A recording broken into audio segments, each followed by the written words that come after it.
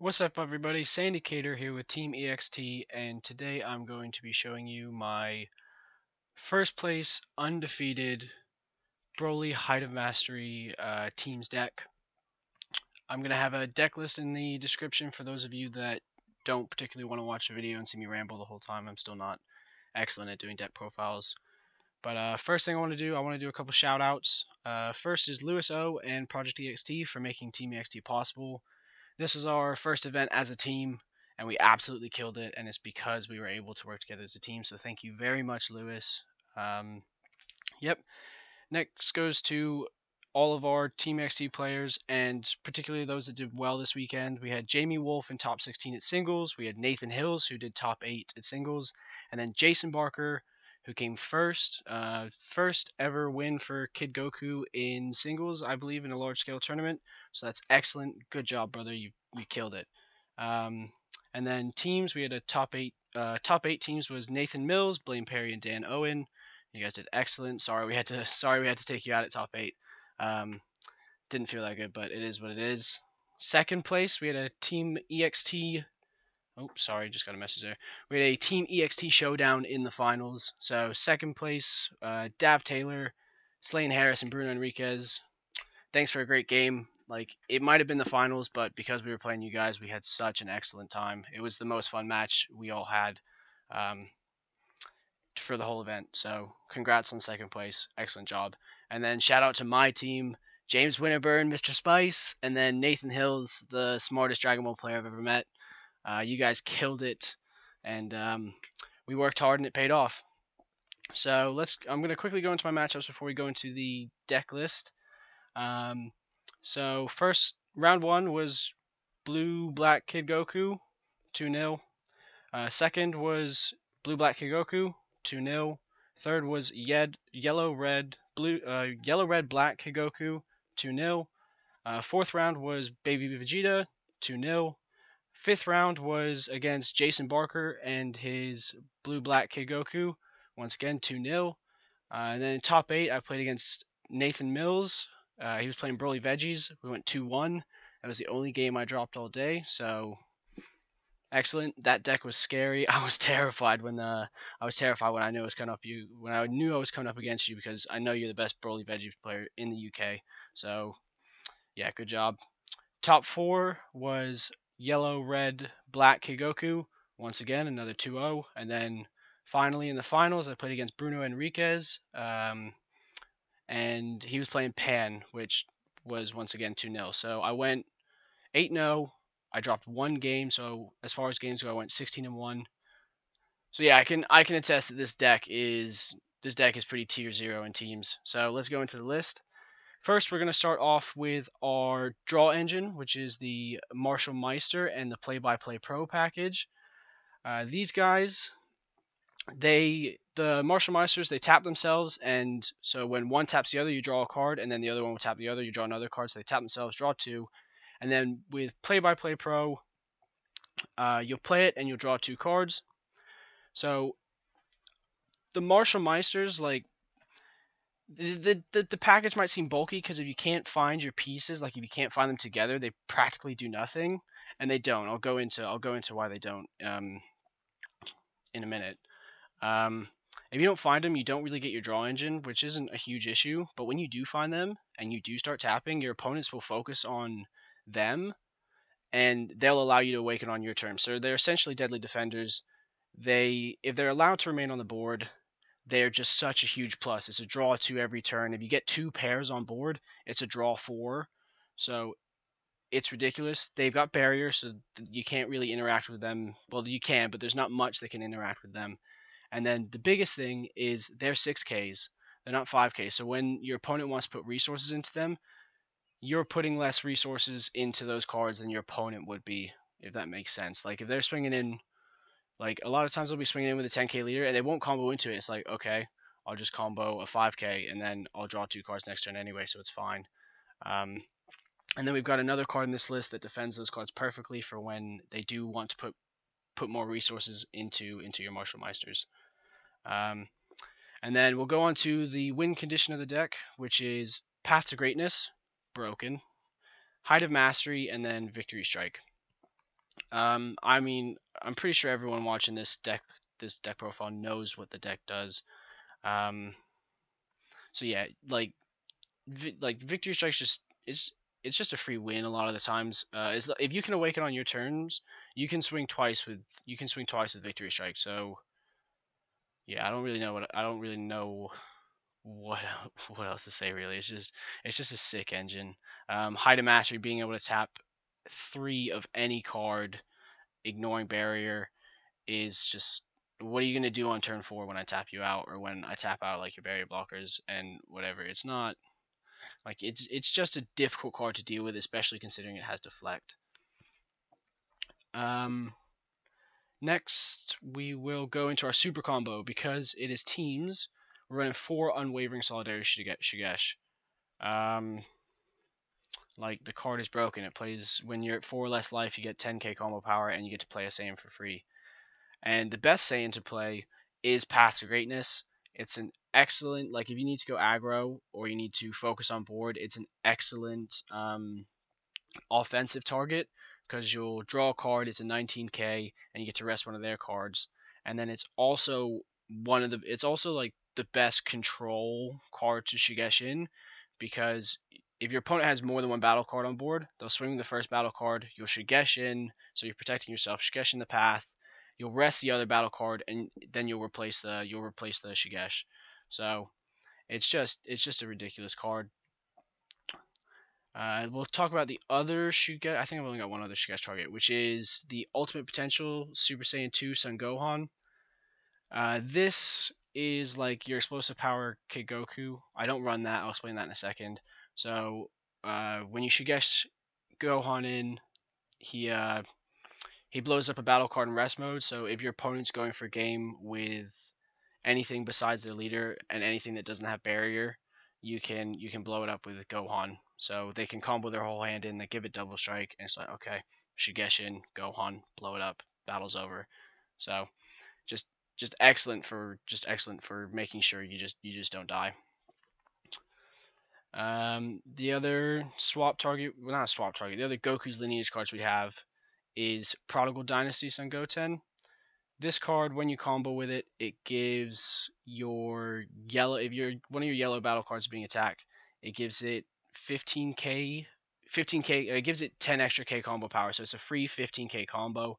So like I said, when they want to put resources into the Martial Meisters, you just get to combo off one card and they're safe. And I'm always happy to swing with Path to Greatness, because they'll want to put resources in it, but it doesn't matter because I'll just Prodigal Dynasty protect him. I might Shigeshin another path. It's swinging with path is really nothing to be scared of with Prodigal Dynasty in your deck. A couple tech choice battle cards we have are Vegeta Striving to be the Best. This is a one of, because we have 2 Planet Vegetas in the main deck. It's just in case you come against anything that has like barrier or deadly defenders is important. You want game 1 to be able to remove those cards. Yeah, so just a one of is fine. You can search it off planet. It won't be too big of an issue. You can Shigesh it in and pop a rest mode battle card with barrier and untap an energy. So yeah, just a one of is a tech choice. Because it's teams, I'm running Dark Power Black Mass Saiyan over the Fearless Krillin. It didn't I had, like I had said in my matchups, I had 5k Goku matchups, so it's not super useful. But against Veggies, it won me game 2. It was very strong. He couldn't remove it, so he couldn't. I mean, I guess he could Shigeshin his Cauliflas, but he couldn't Shigeshin the cards he wanted to Shigeshin without dropping cards from hand. So yeah, that's why I ran it, just in case anyone was doing anything degenerate. Next, we have 2 Dimensional Banisher Foos. This is important for the starter Broly matchup. If they have the 6-drop on board, you just Dimensional Banisher. Well, you can either, you've got a few lines of play, so you can Dimensional Banisher Fu the 6-drop. You can use the leader effect to rest the 8-drop, and then you can Shigesh Gohan to remove the 8-drop. Or you can do it the other way where they have attack with the 6-drop. You can Shigesh, Gohan the 6-drop, and then you can remove the 8-drop with Dimensional Banisher Fu. If you don't have either pieces, you can always remove one with like a Fu or a Gohan, and then you just Cold Bloodlust the 8-drop when it comes out. So this deck, as long as the starter Broly does not have Cronoa, it auto loses to this deck, I think. I didn't really get to play against it, but in theory I just didn't see how I was going to lose to it. Even if I didn't even need to go into Victory Strike, I just didn't see how I would lose to starter Broly. And then our last battle card, which is a 1-of, was Mirror Creator Absorbed. It's just in case I had aggro matchup where they're just taking a lot of life. I didn't need to go into Height or Victory Strike or anything like that. It's insane with the Broly leader because when it attacks, it gets plus 5,000 for every card in your warp. You restand it with Broly, you attack again, and it gets the same plus 5,000 again, so it can go up to well over 200,000, and your opponent just can't deal with it. I didn't really need it though. I think it is more of a sideboard card, so for future, I will move the one-dimensional Banisher Fu that was in my sideboard to the main, and I'll move Mira from the main to the sideboard. We'll go into the extra cards now. We have 4 Successor of Hopes. Search your path. It's just a free tutor. So you search your path to greatness. You search your Gohans, and you search your Gotens. So it fills up the drop fast. It thins the deck, and it finds the cards you need for free. Excellent. We run 3 Bad Ring Lasers. This was the right number for the most part. There were some games where I felt I didn't need it. I was drawing. I never had an issue finding it, so there were some games where I would side one out for another card. But I think 3 in the main deck is definitely the right number. We got 4 Cold Bloodlust. This is just one of the best cards, I think, in the game. It's just a great reactive battle card against veggies. It was pretty much one of the main reasons I was able to beat that matchup. Against starter Broly, it's useful. I had 5 Kid Q matchups, so it wasn't particularly useful. If they can't find a 4-star ball, like if they don't open with a 4-star ball and you can tell they don't have a 4-star ball, if they want to play their 1-drop, you can Cold Bloodlust it and you can slow them down a turn. Or if they're focusing heavily on the 2-drops, you can always Cold Bloodlust the Krillin. So it's useful. I would never fully remove it in the Kid Goku matchups. Just depending on what kind of deck they're playing, I'll either move it from 3 Cold Bloodlust or 2 Cold Bloodlust. Then we have 2 Planet Vegetas. Search any Saiyan that costs 4 or less. Just Shigesh is the primary target. In the finals against Bruno, I didn't see Path to Greatness by turn 4, nor did I see a successor, so I had to Planet Vegeta to get to him. I knew I could win with Victory Strike, so I didn't mind playing Planet Vegeta, and then swing, and I didn't mind spending the 1 energy on turn 4 for Planet Vegeta, and then having a 1 energy awaken, if you know what I mean. Instead of untapping 2, I was fine with untapping 1 because I knew I'd be able to kill him. But yeah, Planet Vegeta is just there to find your Saiyans, especially Vegeta striving to do the best if your opponent has a deadly defender. And then next we have 3 Time Magics. It's not really a Nimbus format anymore. I did tend to side Nimbus in a lot because a lot of Kid Goku matchups where they can be quite aggressive, and I don't want to deal with that aggression. And then I always had veggies, so I think Time Magic is fine for the most part, but against Kid Goku and against more aggressive decks, you might want to consider putting Nimbus in the main. But I think it's fine on the side. I would never fully side out Time Magic. I would always leave in 2. So if I needed 3 Nimbus, I'd find space for it, but I would only ever remove 1 Time Magic. Onto the sideboard, we have 2 Furthering Destruction Champas. The only reason I'm running it is because Nathan had Kai. I don't like Champa. It was probably good I ran it because on the day I wasn't feeling very well and I was missing some important triggers. I'll give him that. But I don't think Champa is if you have the choice between Champa and Kai in teams, just run Kai. It's just such a better card. But you sided in for aggro matchups against veggies. I completely sided out the Height of Mastery. I completely sided out the Height of Mastery engine besides Path, just because I knew I wasn't getting there. So yeah, just good for when you don't think you'll get there with when you don't need to get there with height.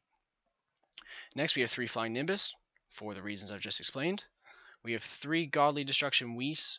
This is for anything blue, or well, yeah, anything blue, or maybe the mirror match. I didn't get to do any mirror matches. That would have been interesting to do. I would like to have done that. Just because in blue Black Kigoku, they can be quite aggressive with their untap, and you just want to shut that down right away. So you side that in, and you'll side out the Black Mass Saiyan. You'll side out the Black Mass Saiyan for Whis or and another Cold Bloodlust. It's not. That's really what you would do. Next is a second Vegeta striving to be the best, just a 1-of in the sideboard, just in case we need it if there's lots of deadly defenders. We have another with the last Son Goku Path to Greatness in the side. In the main, I didn't need it. It's for the aggressive matchups, like the Veggies matchups where I sided out all of height, and Path to Greatness is the best card for the aggro. You want to Shigesh it in as much as possible, so I just side into a 4th Path to Greatness. We have 1 more Dark Power Black Mass Saiyan, just in case we need it. So it came in against Veggies, it came in against Pan, and it came in against Baby. Onto the Overrealm cards on the side, we have 2 Trunks Power Overseeing Time for Mill. It's mainly for Mill and for Veggies, because Trunks Power Overseeing Time is the best aggro card you can have, because you'll swing with Leader, Shigesh Path, and then you'll pay for Trunks' Power Overseeing Time, grab the Shigesh back, swing with Trunks, Shigesh, Path to Greatness, use Leader Effect to restand Trunks' Power Overseeing Time, swing with a Double Strike again. So it's just a really, really, really strong card. Yeah. And then finally, 1 last Dimensional Banisher Fu and 1 Mirror Creator Absorbed. Mirror is just more for aggro. Dimensional Banisher, the 3rd Dimensional Banisher Fu was in there for starter Broly, because I really, really, really wanted to see that Dimensional Banisher Fu, and I really wanted to deal with those starter Brolys. Yeah, that's the deck profile. Subscribe to us for more deck profiles that are coming up. I had just mentioned we have so many top cut decks. We might get James Winterburn to do his 3-in-1 in singles Chilai Height of Mastery deck, because that deck is actually excellent, and I would be really excited to get that on the channel. We just have a lot of content coming up in the next week, and we will continue to make content, so just make sure to subscribe to us, and we hope to see you again in the next video.